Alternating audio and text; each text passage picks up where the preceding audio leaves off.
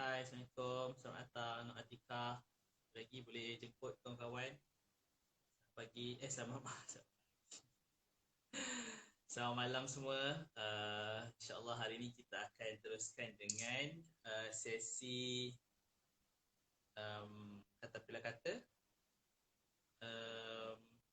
yang terakhir lah untuk edisi PKP ni, yang ketujuh. Sebelum ni kita dah ada 6 siri bersama 6 orang penulis kata pila sendiri. Dan hari ni lah sesi yang terakhir lah. Hai, siapa yang dah baru masuk tu, kalau dengar boleh respon sikit. Kita nak tahu sama ada jelas ke tak suara saya. Boleh dengar tak? Jemaahku, Puan Mira, terima kasih masuk. Boleh sebar-sebarkan pada kawan-kawan. Malam ni kita nak bercerita tentang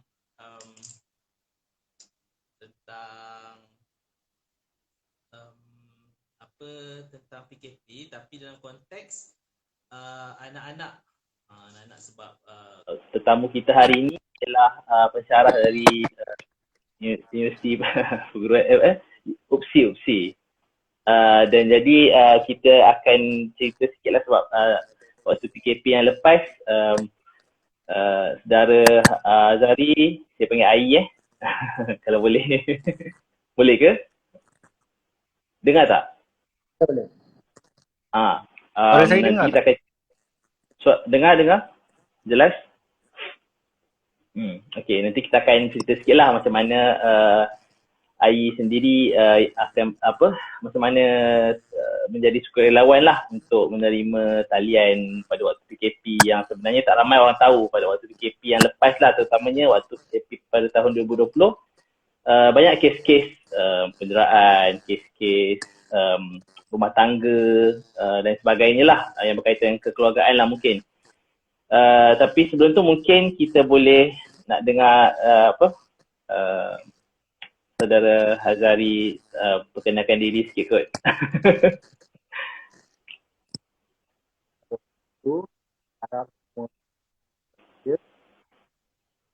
Ai tak apa jelas lah, tersekat-sekat. Suara tersekat-sekat. Itulah. Sekarang sekarang boleh? Sekarang okey. Okey, dah. Untuk malam ini saya mengucapkan terima kasih kepada CEO penerbitan Katapila kerana menjemput saya untuk sesi borak siri terakhir, okey, untuk sesi PKP kali ini. Kalau PKP dipanjangkan lagi, akan ada siri lagi ke, Rashdan? Tak kot, mungkin tapi setakat ini tak lah, belum ada plan lagi. Untuk buat pengetahuan semua, buku saya bukan generasi remote control, telah diterbitkan di bawah penerbitan Katapila.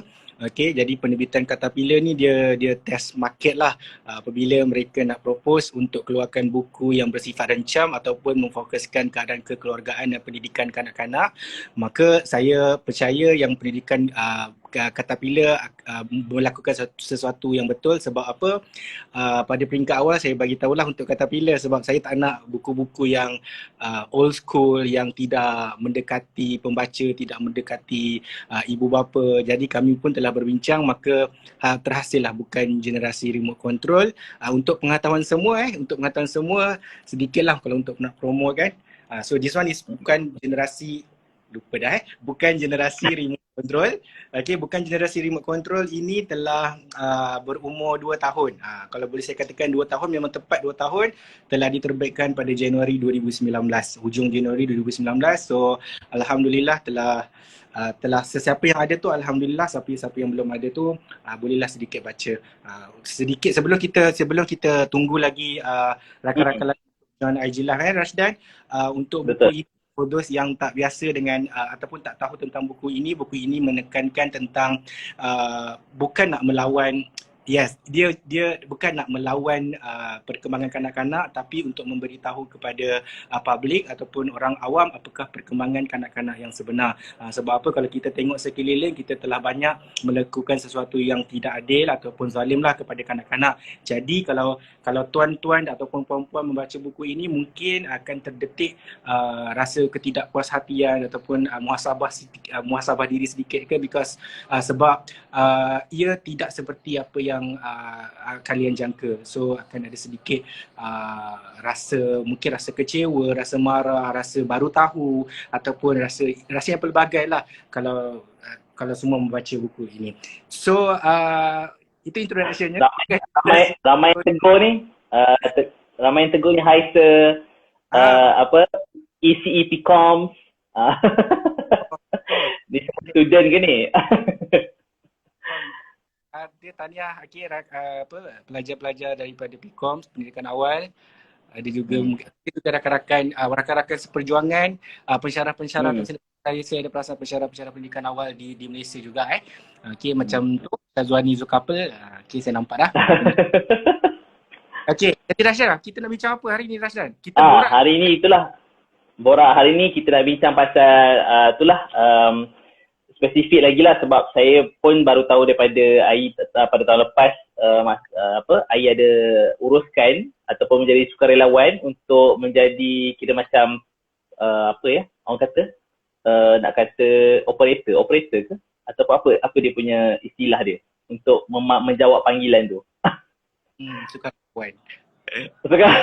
Sukarelawan untuk menjawab panggilan, menerima panggilan daripada siapa sajalah, tapi terutama daripada mereka yang menghadapi masalah kekeluargaan, anak-anak dan sebagainya lah. Jadi mungkin nak tahu jugalah first thing first, apa tu sebenarnya talian kasih, siapa yang anjurkan dan siapa yang boleh jadi volunteer, macam mana Ai sendiri boleh terlibat dalam projek tu lah. Okay. Ini konsep borak untuk sesiapa yang mendengar. Ini borak dan saya ada tendensi untuk cakap laju. Kalau ada saya cakap tu mohon Tuan Rashdan memperlahankan saya ataupun rakan-rakan lain bagi komen kalau laju sangat ya. Sebab saya akan okey, jadi Bersyarah macam tu lah. Berbalik kepada soalan, tahun lepas apabila kita telah digegak gempitakan dengan kehadiran COVID dan Malaysia berdepan dengan PKP ataupun pergerakan kawalan Perintah Kawalan Pergerakan. Perintah Kawalan Pergerakan. So kita berdepan dengan sesuatu yang baru ataupun sesuatu yang kita tidak jangka, emergency. Jadi semua pihak ataupun semua agensi kerajaan ataupun yang bukan kerajaan sedaya upaya menangani masalah tersebut kerana ini kali pertama kita berlaku ataupun kalau nak katakan bila Rashdan sebut tentang talian kasih ni bukan sesuatu yang baru. Okey, sebelum PKP pun, sebelum COVID pun talian kasih ni telah wujud. Jadi apabila PKP 1.0 pada tahun 2020 itu dan semua orang terdiam seketika, okey, tak boleh pergi kerja and then saya pun tak ada kelas, okey. Untuk satu semester tu memang kita tangguhkan semester. So maksudnya untuk saya yang bekerja sebagai seorang pendidik di universiti pun kami tidak mempunyai kelas pada ketika itu. Ketika itu kalau saya ingat lagi masa tu short sem and then kita ada puasa. Jadi saya fikir apa yang kita boleh buat, apa yang kita boleh bantu, sebab apa yelah kita, macam kalau Rashdan kenal kan saya tak boleh yang duduk diam. Okay, whatever yang saya boleh bantu, kita boleh bantu. Jadi pada ketika itu talian kasih rakan saya, kaunselor daripada USAS, Universiti Sultan Azlan Shah di Kuala Kangsar, dia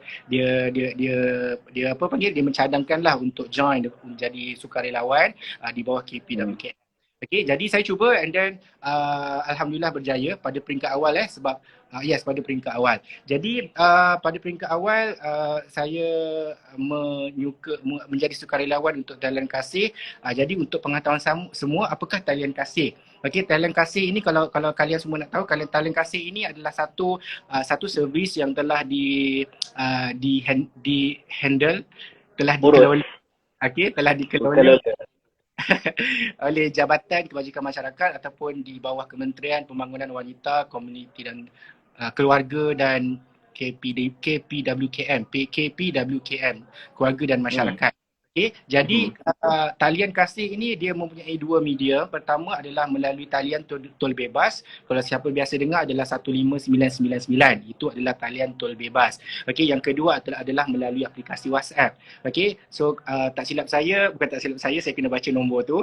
Okey, nombor WhatsApp adalah 019 261 5999. So maka talian kasih ni dia bukan untuk call sahaja sebab kita tahu rakyat ataupun yang berdepan dengan masalah ni kadang-kadang dia tak boleh nak menyuarakan dalam bentuk audio ataupun tak boleh nak bercakap. Okay, so apa yang mereka lakukan, apa yang KPWKM buat adalah untuk menggunakan medium yang lain. Maka aplikasi WhatsApp telah diwujudkan untuk membantu menerima report ataupun laporan daripada rakyat. Maka ada talian kasih ni dia bukan dia just untuk fokuskan masalah rakyat dan juga memfokuskan kebajikan rakyat, tapi ada certain ataupun ada apa yang kita panggil grup ataupun kumpulan-kumpulan tertentu. Okey, contohnya kalau kau boleh bacakan daripada apa yang talian kasih ini terima panggilan, pertama adalah berkenaan dengan kaunseling. Okey, yang kedua adalah kecederaan, yang ketiga adalah perlindungan, yang keempat adalah kebajikan,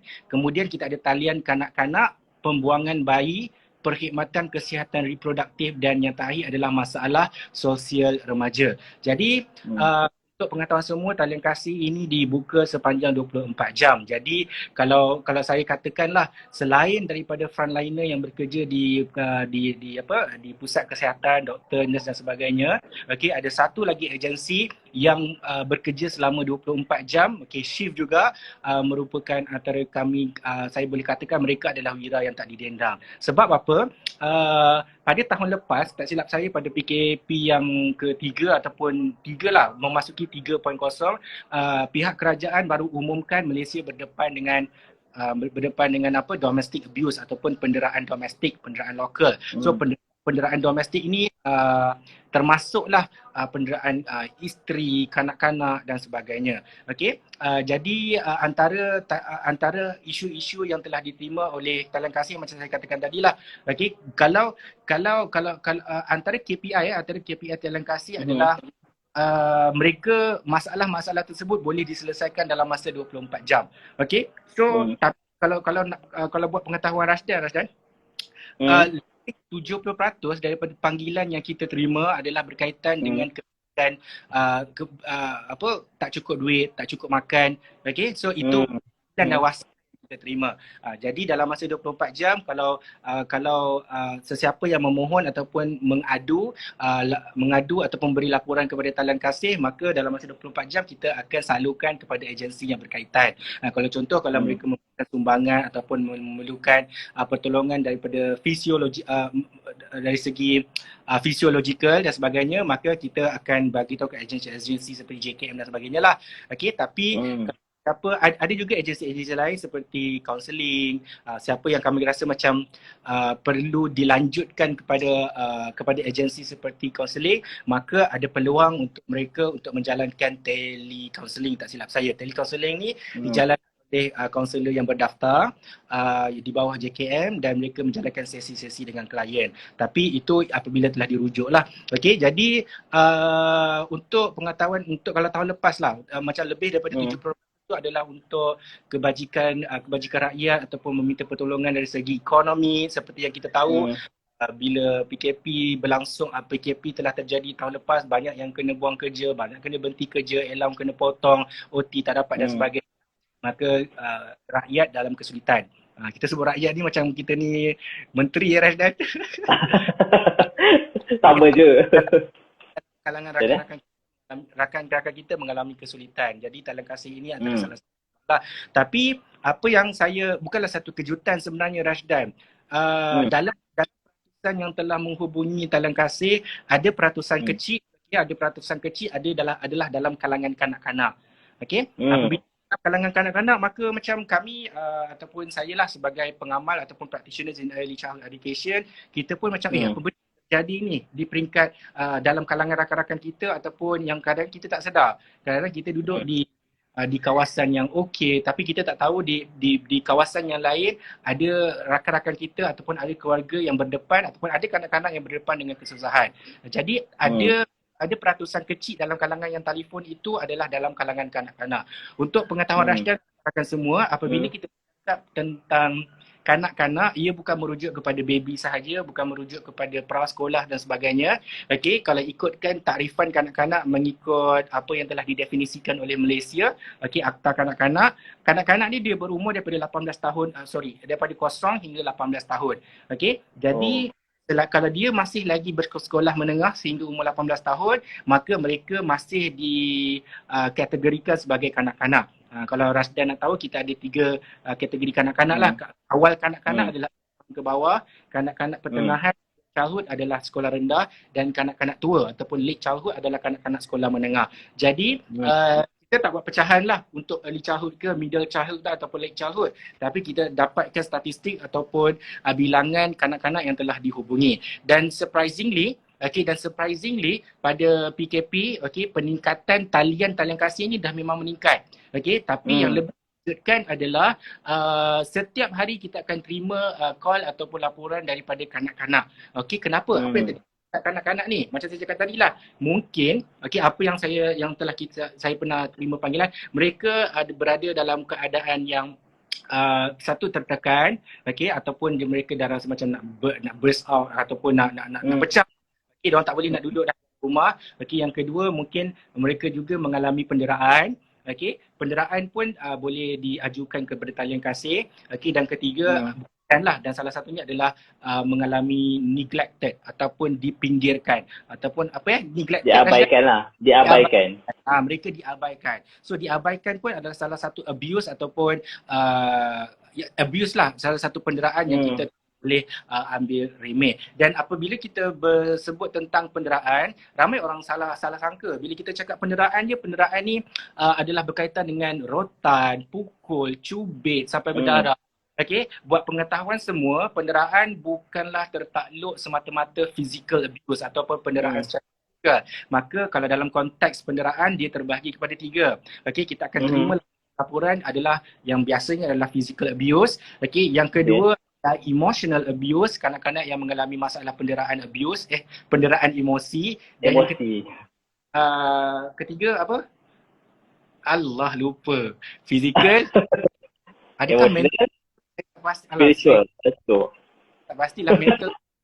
Okey lah, tapi ada 3 sebenarnya. Tapi yes, mental abuse sebenarnya. Jadi berkaitan dengan masalah mental health lah, masalah kesihatan mental. Dan the good thing is, apabila kita bercakap tentang panggilan daripada kanak-kanak ataupun penderaan kanak-kanak, ia boleh berlaku melalui 2 cara. Pertama adalah kanak-kanak itu call sendiri ataupun kanak-kanak itu WhatsApp sendiri. Ataupun yang kedua, dia melalui orang lain. Contohnya adalah ayah dia mendera, tapi mak dia pangkang dah. So what happen? Mak dia boleh bagi report yang berkenaan dengan anak dia didera. Ataupun rakyat jiran tetangga kan kita dengar, sebab apa kita berada dan terkurung dalam rumah sahaja. So what happen? Jiran pula mengambil inisiatif untuk call talian kasih mengatakan yang anak jiran mereka mempunyai masalah penderaan yang melampau, bukanlah melampau, which is masalah penderaan yang masalah penderaan. Maka mereka pun mengambil inisiatif ataupun satu usahalah untuk telefon talian kasih untuk memberitahu kepada JKM betapa bahawa jiran mereka ataupun anak jiran mereka mengalami penderaan. Jadi itu antara isu-isu yang berkaitan dengan kanak-kanak, sebab saya fokus bahagian kanak-kanak Rashdan, sebab bahagian bahagian yang orang dewasa, adult ataupun orang tua ada panggilannya, tapi saya tak fokus sangatlah. Jadi tapi maksudnya Ai sendiri memang terima yang kanak-kanak saja atau dewasa pun ada juga? Dewasa ada juga, tapi yang bahagian untuk penerimaan laporan sahaja. Sebab apa Rashdan, saya tak pergi ke arah jadi kaunselor, sebab untuk menjadi kaunselor berdaftar sahaja yang layak untuk menguruskan klien ataupun menguruskan sesi, and I'm not the registered counselor. So kita di macam bahagian awal lah, ataupun menerima laporan-laporan yang peringkat awal. Jadi tak banyak, tak ramai Rashdan. Pada peringkat awal talian kasih ni tak ramai.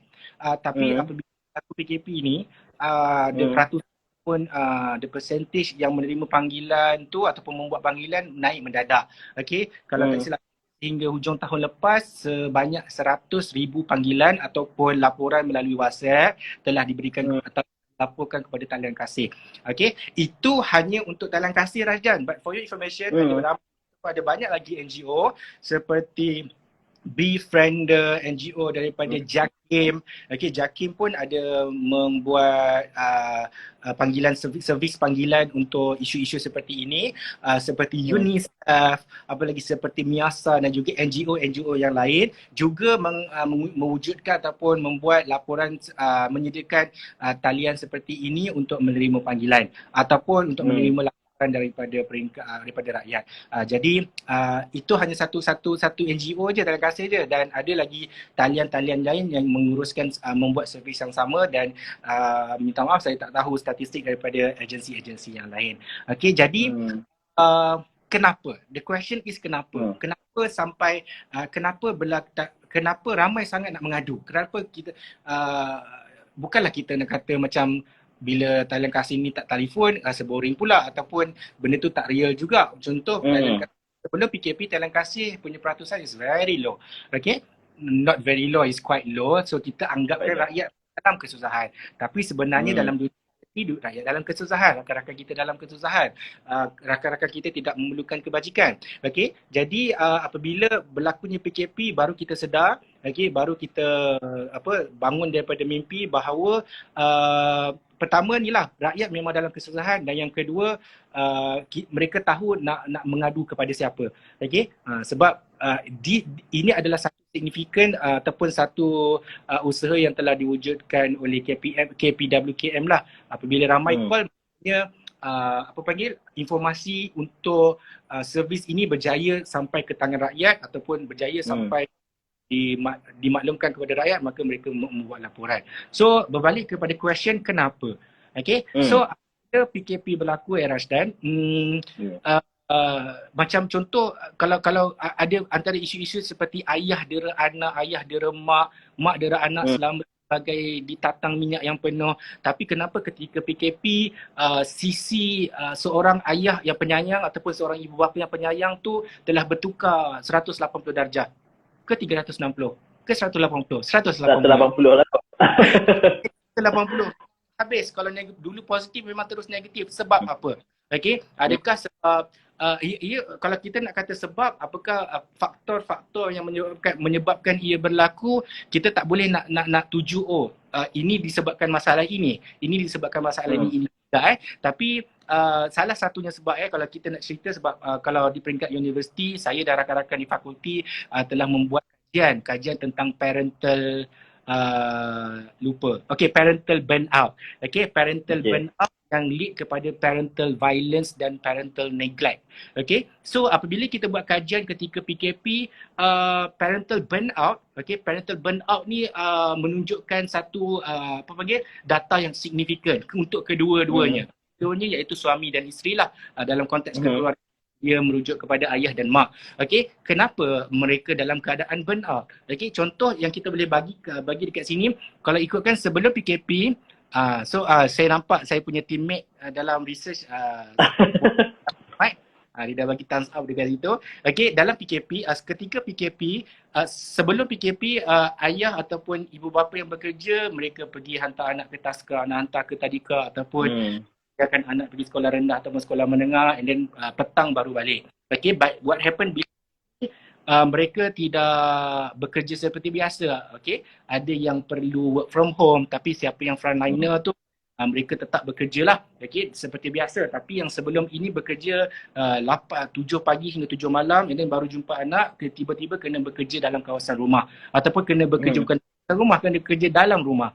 Okay, jadi antara punca-punca yang berlaku apabila kita kaji ataupun dapatan yang kita terima based on the kajian ialah ibu bapa ni, selama ini untuk pengetahuan semua, burnout, kalau sesiapa yang tak pernah dengar burnout, namanya burnout dalam bahasa Melayu ataupun dalam bahasa Kementerian Kesihatan Malaysia adalah lesu upaya. Lesu upaya. So lesu upaya ni macam mana? Bayangkan kalau anda dah bekerja, anda dah bekerja, kita ada toxic daripada rakan-rakan, bos selalu bagi kerja yang melampau, due date esok hari ni 5 kerja kena bagi, lagi duit tak cukup. So itu, dan kita rasa stres dengan kerja, kita rasa macam kita dah tak boleh dah nak bekerja, dan kita nak burn out, kita nak burst dah, meletup dah. So begitu juga dengan ibu bapa. Ibu bapa walaupun mereka tidak menerima gaji, tapi ia adalah satu pekerjaan. Okey, bila satu pekerjaan, maka kita tak boleh nak menidakkan mereka juga ada possibility untuk mendapat burnout, lesu upaya. So lesu upaya ni macam mana ya Rasdah? Lesu upaya ni apabila mereka letih. Okey, kalau letih manusia biasa pun letih. Tapi burnout ini adalah letih yang keterlaluan. Okey, letih yang keterlaluan, resah yang keterlaluan. Dia macam Macam tak boleh tengok ada anak-anak tu kan. Macam kalau tak rasa macam exhausted. Ada satu yang ingat saya lah yang dia bagi laporan melalui WhatsApp. Okey, dia kata saya kunci diri saya dalam bilik, saya biarkan anak saya di luar ruang tamu. Okey, so itu salah satu laporan yang kita terima. Dia cakap anak dekat mana? Ruang tamu. Sebab PKP kan tak boleh keluar rumah, anak di ruang tamu. Dia kunci diri dia dalam bilik. Okay, so bukan ibu bapa tu bukan ibu bapa tu dia buat macam, dia tak adalah sampai mendera. Okay, tapi macam saya lah, mendera bukan fizikal saja ia termasuklah emosi dan juga termasuk mental abuse. Okay, jadi apabila mereka menguncikan diri dalam bilik dia, and then dia rasa macam benci tengok anak dia sendiri, dia tak boleh nak dengar dah suara kanak-kanak.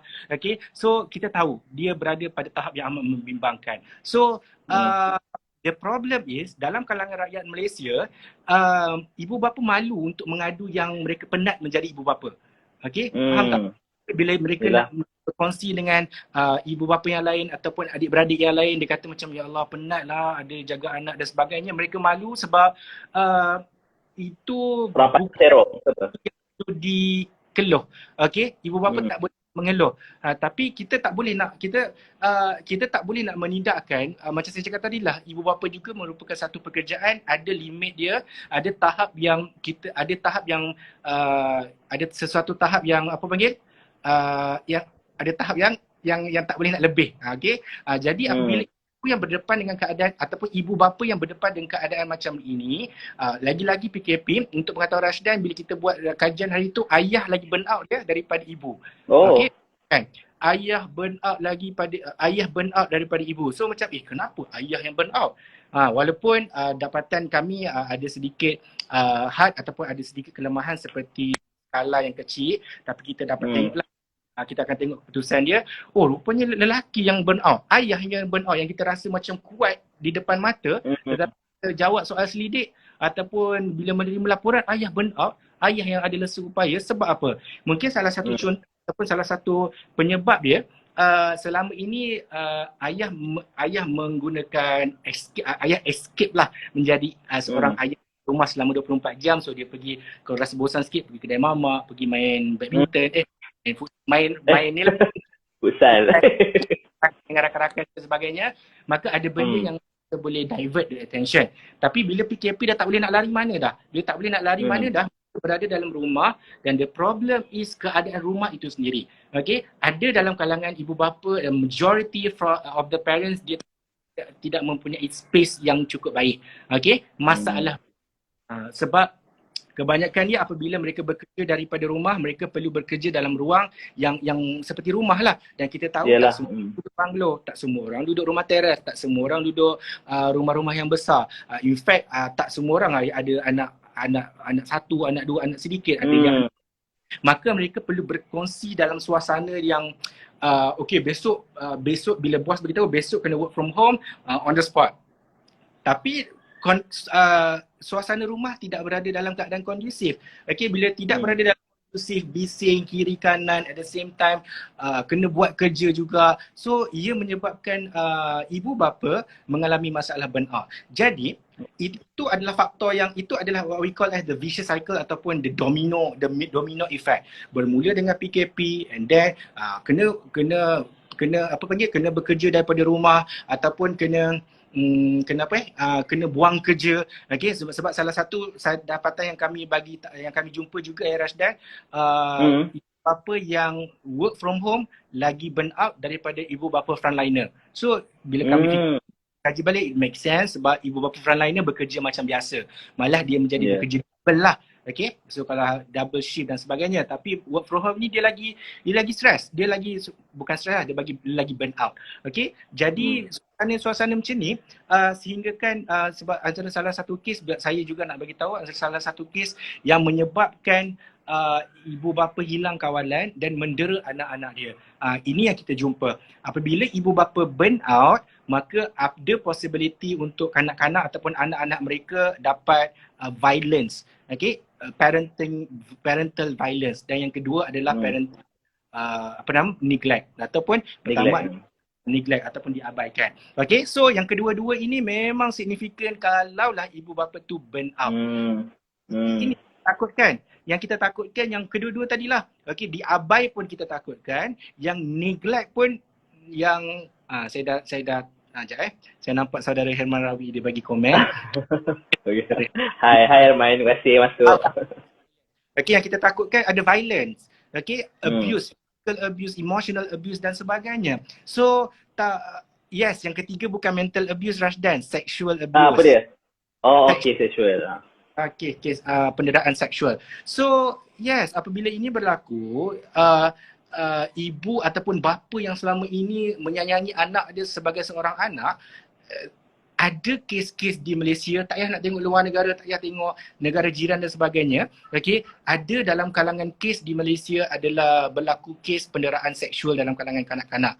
Okay, siapa yang buat penderaan seksual tu? Ayah dia juga. Bukan jauh macam saya cakap tadi. Tak payah nak tunggu jiran ataupun nak tunggu strangers, tak perlu. Okay, dalam kalangan ahli keluarga ataupun even ayah sendiri, okay, yang melakukan penderaan seksual kepada anak-anak. So, ini bukan benda yang rekaan. Ini bukan benda yang benda yang baru. Benda ni dah lama tapi bila aku PKP, so kita tak tahu apa dalam minda ayah dia, but it's real. Benda tu terjadi. Tapi daripada segi seksual, perpecahan lah, kalau seksual, fizikal dengan emosional tu ada nampak tak? Walaupun daripada skala kecil tu mana yang lebih dominan antara tiga-tiga tu? Dominan yang macam mana, Rashdan? Maksudnya yang mana kes yang paling banyak lah antara dalam terima panggilan tu, adakah seksual, adakah emosional, atau lebih kurang je semua? Dia kalau ikutkan physical abuse lagi banyak lah. Tapi kalau ikut peningkatan sexual abuse dalam kalangan kanak-kanak meningkat sehingga 75%. Peningkatan ni lah betul. Kalau dalam kalangan abuse semua, fizikal paling banyak. Tapi itu bukan masalahnya. Masalahnya sekarang adalah ketiga-tiga ataupun jenis abuse ini berlaku dalam kalangan kanak-kanak dan peratusan ini makin meningkat. Itu yang kita bimbangkan. Jadi apabila macam itu yang kita terima laporan, Rashdan. Yang tak terima laporan tu banyak lagi. Yang kita tahu itu yang berani macam okay, we need to do this. Okay, I need to do. Tak kisahlah mak ke maruah keluarga tercala ke apa. Okay, jadi mereka terpaksa sebab apa, tak nak memangsakan anak ataupun tak nak merosakkan masa depan kanak-kanak. Okay, untuk masa depan dia lah. Okay, maka mereka melaporkan kepada pihak yang bertanggungjawab, pihak yang berkuasa.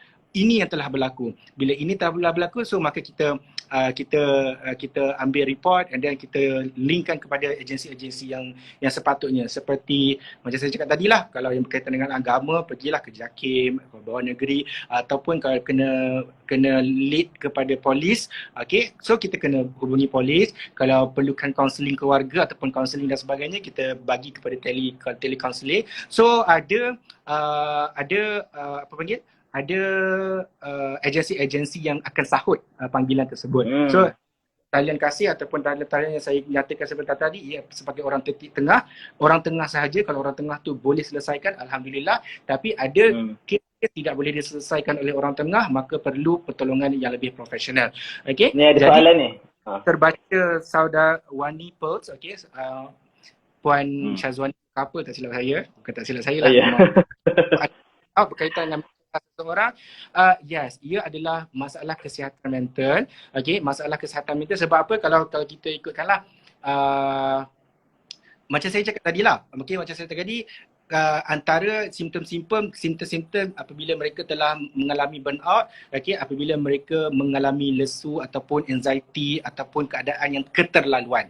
Kalau dia penat yang keterlaluan. Kalau dia marah yang keterlaluan. Okay, kalau dia diam yang keterlaluan. Okay, so macam benda-benda macam ni akan lead kepada masalah mental yang lebih teruk. Sebab apa? Kalau kita simpan lagi, kalau ibu bapa tu simpan lagi, ada possibility saya tak pasti sebab saya tak dapatkan data tersebut, tapi ada possibility untuk dapatkan masalah kesihatan mental yang lebih menerukkan. Sebab apa, for your information sesiapa yang mengalami masalah mental mungkin akan mengalami masalah lebih daripada satu masalah kesihatan mental. Okey, dia mungkin ada 2 ataupun 3, ada 4 ataupun sebagainya. Okey, yang kalau saya sebutkan sebagai orkestra lah kan, dia terlalu banyak. Kalau kita tackle satu, maka dia akan jadi masalah-masalah yang lain. Okey, jadi yes, kesihatan mental seseorang berada dalam keadaan yang mereka dah lemas dah dengan kehidupan mereka, okey, maka apa yang mereka lakukan sometimes tidak dapat nak difikir oleh waras ataupun tidak difikir oleh akal yang waras. Jadi tanya ni,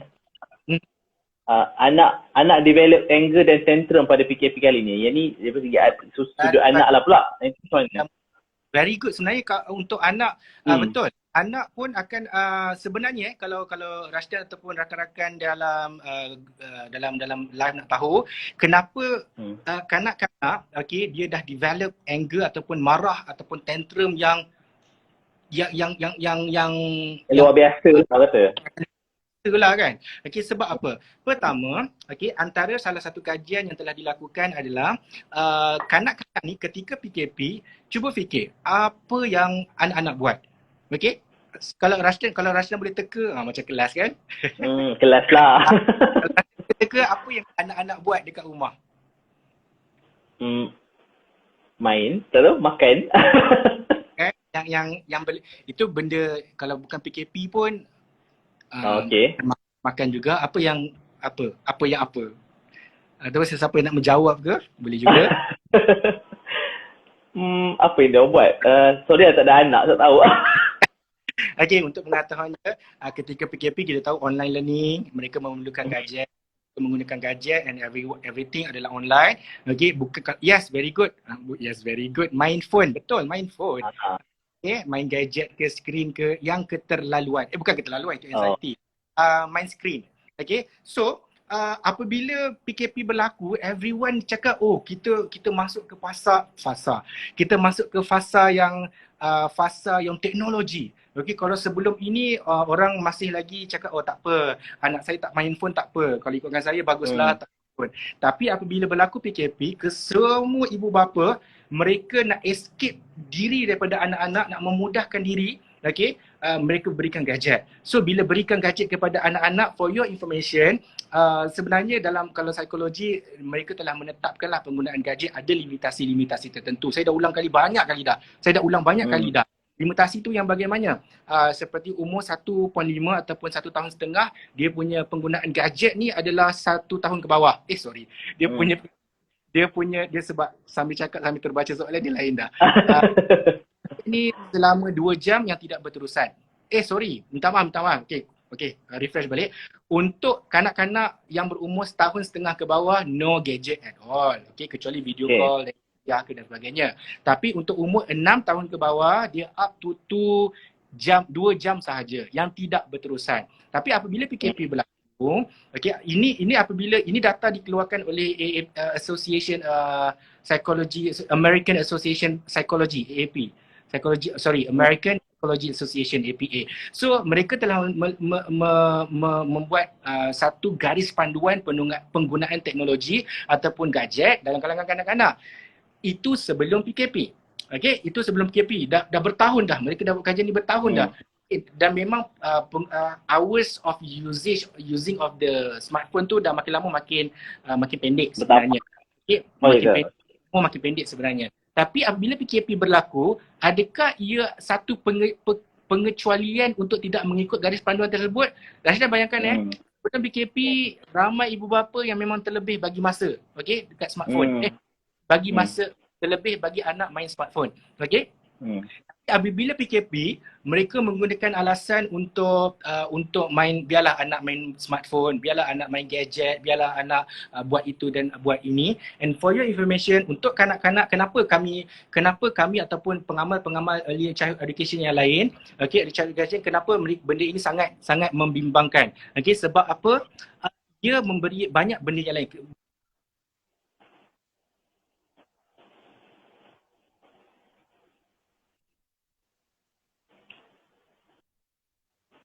yang agresif. Okay, dia develop kanak-kanak mempunyai masalah sensori. Okay, banyak mudarat-mudarat lain hasil daripada penggunaan teknologi yang keterlaluan. Sebab itulah apabila PKP berlaku, okay, untuk di peringkat para sekolah ataupun peringkat pendidikan awal kanak-kanak, online learning ataupun learning yang menggunakan teknologi bukanlah satu-satunya cara untuk kanak-kanak belajar.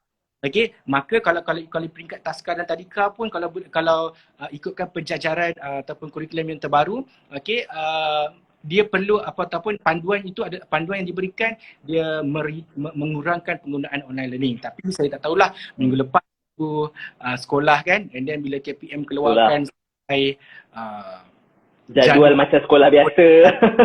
Rasa saya pun pelik lah apa yang berlaku dekat atas tu, sebab bukan cikgu-cikgu sahaja yang bimbang sebenarnya, tapi yang bimbang seperti pakar-pakar terapi yang lain. Sebab apa? Pakar-pakar terapi ni dia dah tahu dah apa puncanya.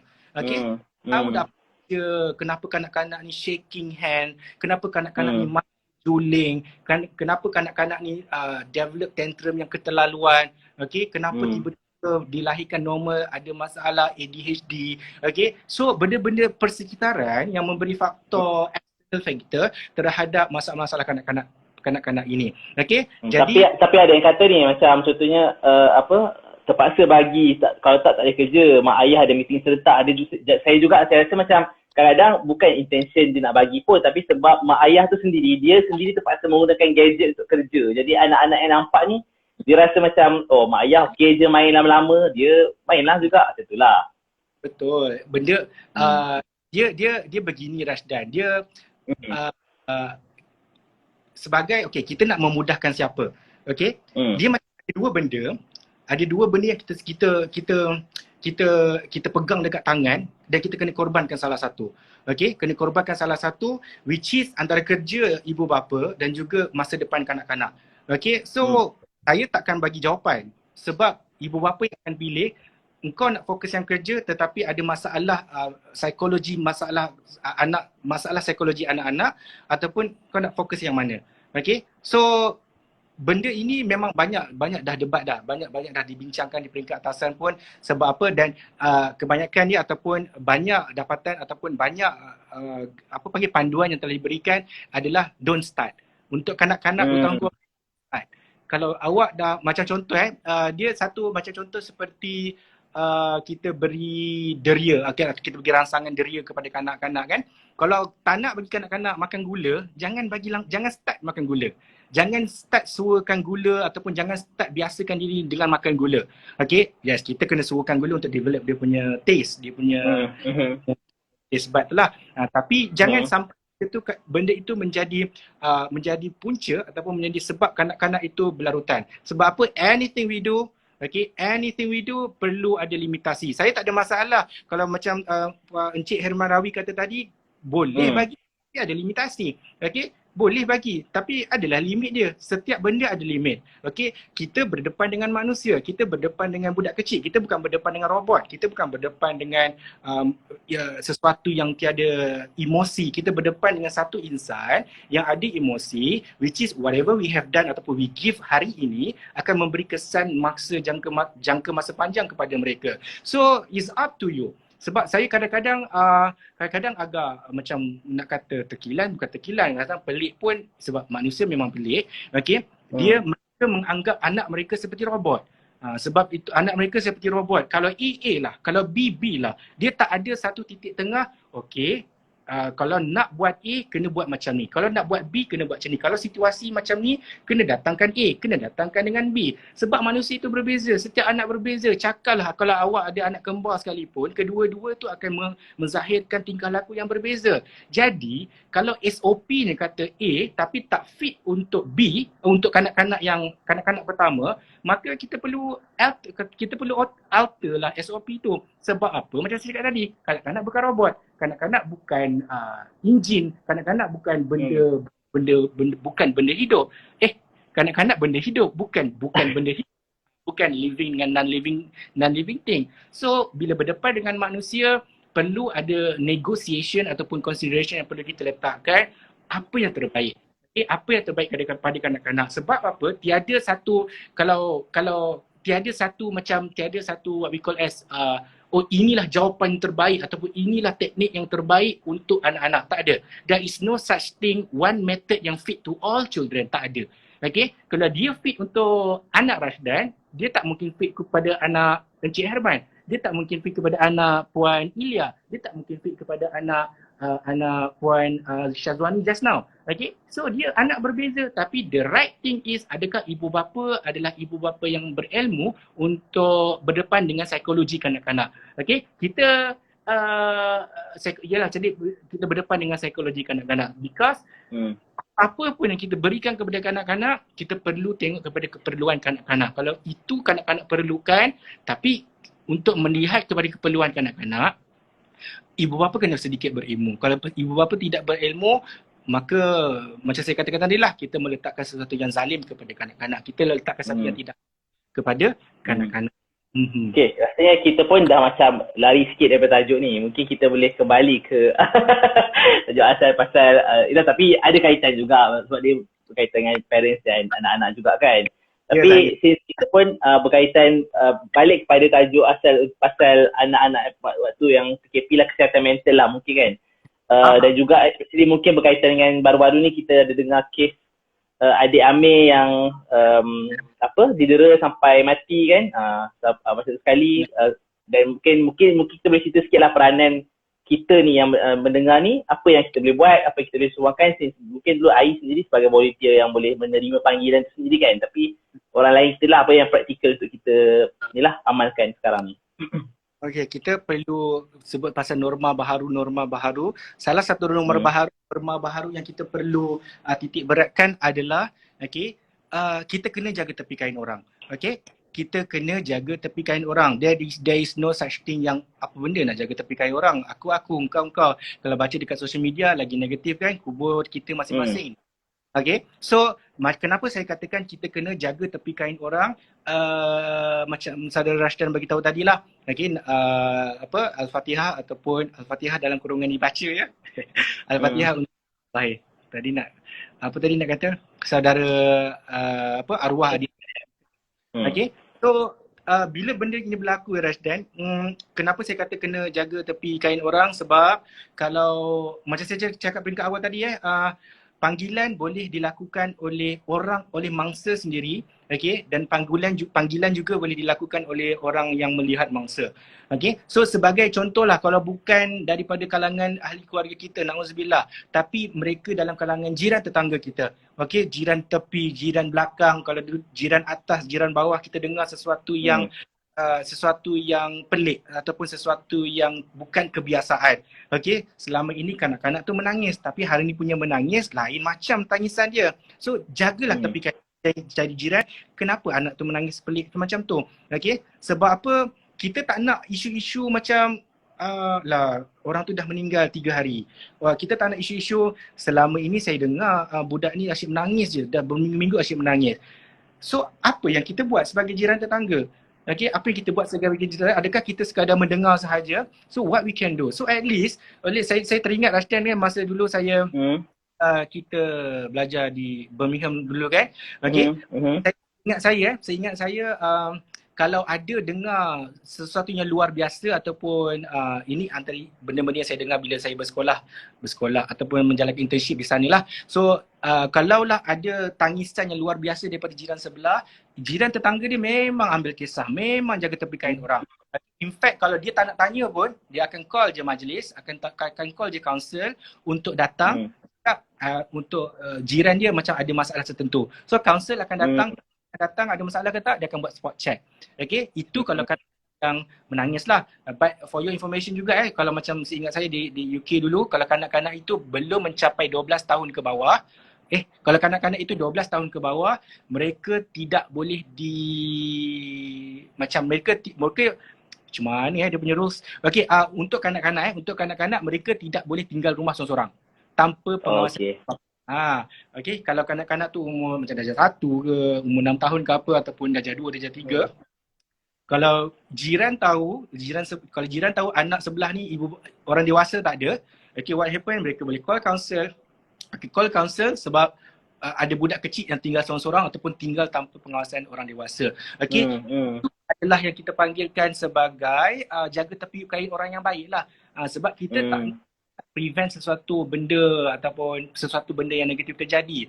Sebab kita tak tahu apa benda yang akan terjadi. Kan nama pun emergency ataupun benda-benda yang tidak terjangka. So benda-benda macam ni, kalaulah jiran anda ataupun anak-anak jiran anda ataupun sesiapa yang anda tahu, okey, pergi je lah report. Betul tak betul lain cerita. Sebab kalau kita cerita pasal talian kasih ni, banyak je talian-talian yang yelah, sebab talian ni lah talian menjaga kebajikan. Putus cinta pun ada. Ya ke? Yang kelakar-kelakar. Alam macam kalau talian daripada 999 tu kan. Okay, yang telefon polis, kehilangan kucing. Okay, so kita ada benda-benda macam tu sebenarnya. Okay, jadi pergilah, okay. Benda ini adalah percuma, okay, benda percuma. Sekarang semua orang WhatsApp, kalau tak nak bercakap, pergilah tunjuk dekat WhatsApp, and then tunjuk gambar ke kalau ada bukti dan sebagainya. Kita jagalah tepi kain orang. Sebab kita tak nak di akhirnya nanti kita sendiri yang menyesal. Kita tahu dah kanak-kanak tu pernah didera selama setahun, 2 tahun, 3 tahun. Apa tugas kita? Okay, kalau sekadar bising je, kalau sekadar simpan seorang-seorang, so what happen? Janganlah sampai dah jatuh tengadah. Bagaimana Rasdan? Dah jatuh tengadah. Betul Rasdan? Betul lah tu. So, dan rasanya macam okey lah kalau macam contohnya bila kita jaga ketepikan orang kan, kita kenal jiran kita, so apa-apa hal mungkin anak tu sendiri boleh mengadu pada kita. Dia dah biasa dengan tengok kita kan. Kadang mungkin bila kita tak kenal dia pun takut dengan kita kan. Itulah. Sebab siapa lagi kita nak percaya, sebab bila zaman sekarang ni nama je ada jiran 100 jiran atas bawah. Okey, faham tak? Atas bawah. Kalau yang duduk di kawasan kondo, apartmen, jiran mereka ada 100 jiran. Depan, atas, mungkin 200 jiran. Tapi jiran masing-masing. That is a question. Okay, kenal tak jiran masing-masing ataupun sekadar kita macam nampak orang-orang biasa yang kita nampak tu kan. Okay, tapi adakah kita kenal? So, itu tugas kita lah sebagai ahli masyarakat yang prihatin. Okay, kita tak naklah prihatin sekadar mulut sahaja. Okay, kita tak nak prihatin sekadar mulut je, dan kita kena buat sesuatu yang betul untuk sekeliling kita. Sebab kita tak nak benda tu berlaku dekat anak kita, kita nak berlaku dekat saudara mara kita. Dah terhantuk baru tengadah. Ya dah. Itu kalau selain macam contoh itu sebagai kita bagi jiran tetangga lah, tapi kalau macam Ai sendiri boleh ada kelayakan untuk diterima sebagai volunteer tu, kalau orang lain nak jadi volunteer ada kelayakan tertentu tak? Yang macam kan sebenarnya. Okay, tapi kalau macam contoh sebab bila kita terima panggilan, dia bukan sekadar macam terima panggilan kosong-kosong je, sebab mungkin dalam masa emergency tersebut kita perlukan orang yang profesional. Jadi sebenarnya pada staf mereka sendiri yang telah diberi latihan. Okey, sebab untuk bercakap ataupun untuk mencungkil apa benda yang hendak dilaporkan, perlu ada teknik-teknik tertentu. Okey, macam contoh orang takkan, first dia untuk sebagai mangsa ataupun yang melihat mangsa, mereka mudah berani untuk call. But the problem is bila mereka dalam atas talian, so tiba-tiba mereka terkedu. So what happen? So orang yang menerima panggilan ni have their own skills ataupun mereka ada inilah kemahiran-kemahiran tertentu untuk berkomunikasi lah. Sebab kita tak nak hilang satu orang sekalipun. Okay, macam kan tadi, KPI mereka dapat menyelesaikan masalah within 24 hours kalau tidak membabitkan agensi-agensi lain. Okay, so itu yang perlu kita selesaikan. Memang tapi masalah tak dapat selesai, Rasdan. Sebab apa? Ingat ada je yang tak dapat, ada je dalam kalangan rakyat ataupun dalam kalangan rakyat marahin ni tidak mempunyai telefon, tidak mempunyai data, kekangan-kekangan tertentu. Jadi mereka tak dapat nak salurkan kepada siapa. Jadi itulah tugas kita sebagai jiran tetangga. Tolong bantu kawan-kawan. Okey, pada siapa yang ini bukan macam dulu pernah ada isu sebenarnya, macam kita ada skeptikal. Kalau kita sebut pasal kaunselor, kita ada skeptikal yang betul ke mereka menjaga kerahsiaan. Okey, pada zaman kita cerita je, kebanyakannya bercerita tentang pengalaman di sekolah. Okey, kalau masuk confession. Hari kaunselor, and then hari ni report kaunselor, and then besok satu bilik guru dah tahu. Cuba buang buang benda yang stereotip macam tu. Okay, kaunselor sekarang mereka dah ada kelayakan, dah ada registered kaunselor, and then mereka tahu sebenarnya tahu bagaimana nak menjadi seorang kaunselor yang berintegriti. Okay, so don't worry. Okay, don't worry, mereka menjaga kerahsiaan klien ataupun orang-orang yang bermasalah. So, bagi tahu. Okay, tak guna kalau kita simpan seorang-seorang, kita yang sakit. So, bagi tahu dekat rakan-rakan ataupun kaunselor. Kalau tak percaya kaunselor, carilah rakan-rakan ataupun rakan-rakan yang anda percaya. Okay, so at least jangan simpan seorang-seorang. Itu je. Yalah. Ni ada kata ni Nur Amirah ni, kenal jiran ada grup WhatsApp. Baguslah. Ya. Amirah. Kadang-kadang Daripada student ni. Dia sebut student. Amirah daripada KPM tak silap saya. Oh ya, okey. Apa lagi yang kata ni? Tak ada lah. So, okey. Mungkin last lah kot sebelum kita tutup sesi, mungkin just sedikit penutup lah untuk way kita forward ni. Apa yang kita mungkin Ai boleh simpulkan lah daripada apa yang dapat daripada Talian Kasih ni, dan untuk kita sendiri pesanan pada semua lah. Sebagai akhir kata lah kan, sebagai akhir kata apa yang saya nak remind ataupun nak ingatkan kepada semua, okay, penderaan kanak-kanak ni adalah sesuatu yang real. Okay, jangan lecehkan ataupun jangan pandang lekeh yang kanak-kanak ni adalah sekadar kalau mereka tak sakit fizikal, mereka tak berdarah-darah, mereka tak lebam, tak semestinya mereka tidak didera. Okay, macam saya katakan tadi, penderaan ada 3 benda, ada 3 jenis: physical abuse, emotional abuse, sexual abuse. Physical abuse kita nampak dengan mata kasar. Emotional abuse kita tak nampak. Sexual abuse kita tak nampak. So, tapi kedua-dua ini memberi kesan jangka masa panjang ataupun memberi trauma kepada masa depan kanak-kanak yang sama hebatnya dengan physical abuse. So, what we can do is, okay, kita kena cakna dengan masyarakat sekeliling, okay, yang kalau apa-apa yang benda yang berlaku, tolonglah laporkan. Dan sekarang bukan sahaja agensi kerajaan memainkan peranan untuk menerima report-report seperti ini, yang swasta ataupun non-government organisation, NGO pun banyak juga menyediakan servis-servis seperti ini. Percaya mereka adalah profesional dalam tugas mereka, dan kalau mereka boleh selesaikan, so at least mereka boleh reducekan masalah-masalah yang dihadapi oleh kita semua. Okay, jadi ya betul, perlu buang stigma begitu rupa, dan pakar kaunseling dan sebagainya perlu jadi seorang profesional dalam pekerjaan. Betul, mereka seorang profesional dalam pekerjaan mereka, so mereka adalah pakar. Kalau macam saya selalu ingatkanlah, kalau kita sakit, kita jumpa doktor. Kalau kita nak buat rumah, mungkin kita jumpa architecture ataupun kontraktor. Okay, ataupun kalau kita nak dengar muzik ataupun nak buat lagu kan, kita dengarlah bagi orang yang pakar. So untuk lapangan ini, untuk masalah-masalah ini, mereka adalah golongan-golongan yang pakar. Okay, lagi apa? Ahli psikologi, ahli psikiatri, ataupun medical officer, okay, doktor-doktor dan sebagainya, mereka adalah golongan-golongan yang pakar. Percaya mereka, kalau tuan-puan suka membaca, tolong select resources yang valid, resources yang reliable. Okay, there are thousand resources dekat social media. Please select lah benda yang betul, sebab semua orang boleh menyampaikan, tak kisah betul ataupun salah. Even saya pun boleh menyampaikan betul ataupun salah. So it's depend on you to select benda apa yang awak nak dengar.